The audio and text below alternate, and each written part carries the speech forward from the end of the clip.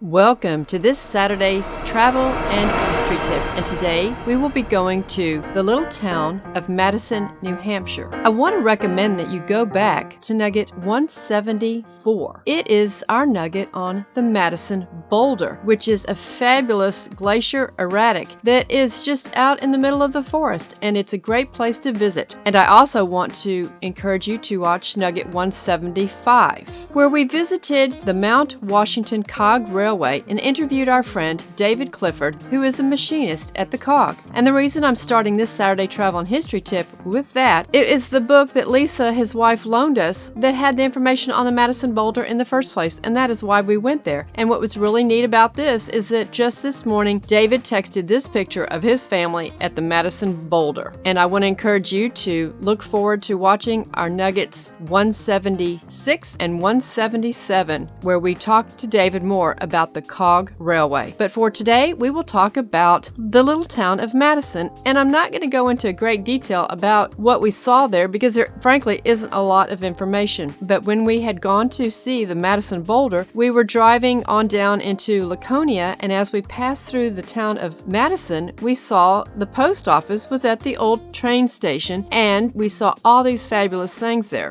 One of which was at the very beginning was a little free library, and of course we put an Eastern edition, Often on the Beaten Path, the Unclassic Road Trip, in the little library. And I want to remind you that this will be the last Saturday that I can give the offer of if you buy all three of my books, I'll throw in an extra Eastern edition for you to give to your library or to put in a little library near you. But what we found at the post office was the Silver Lake Railroad. It is in the village of Silver Lake, New Hampshire, also Madison, New Hampshire. It used to be the Boston and Maine Railroad. Its length was 3 miles. Neil Underwood opened the Silver Lake Railroad in July of 2007 and operated from Madison Station, the Silver Lake Depot in the town of Madison. This station was a stop for the Boston and Maine Railroad from 1872 until passenger service ended on the line in 1961. The station had been restored over the period of 2002 and 2007, and much of its original features are intact. The original order boards and station master's office were undisturbed, as well as the interior of the station, now housing the Silver Lake Post Office. What we saw out in the yard was a 1917 H.K. Porter Inc.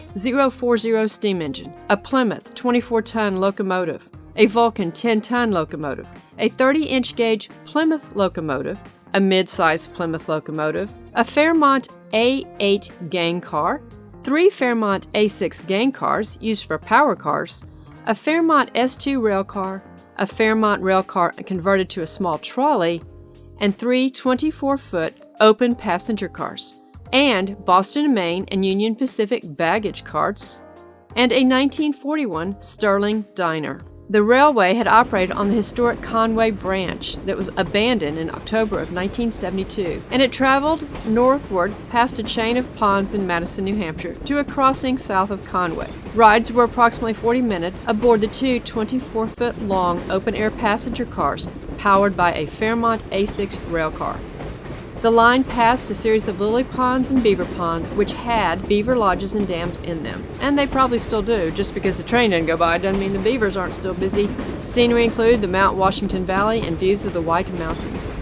Wildlife was seen along the line, including, but not limited to, moose, bears, deer, and birds. In September of 2017, one of the locomotives broke down, and as of January of 2021, no plans exist to have it return. But actually, the main point of this is that as you're traveling around, keep an eye out for just interesting, off-the-beaten-path places that are full of history and just really a lot of fun to see.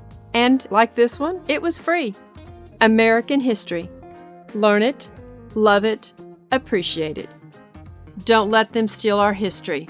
Treasure our American history. And if you appreciate our content, please tell others and repost on your social platforms. And again, if you order all 3 books of the Off and On the Beaten Path, the Unclassic Road Trip series, I will send you an extra Eastern edition for you to place in a little free library near you or your regular library. Thank you.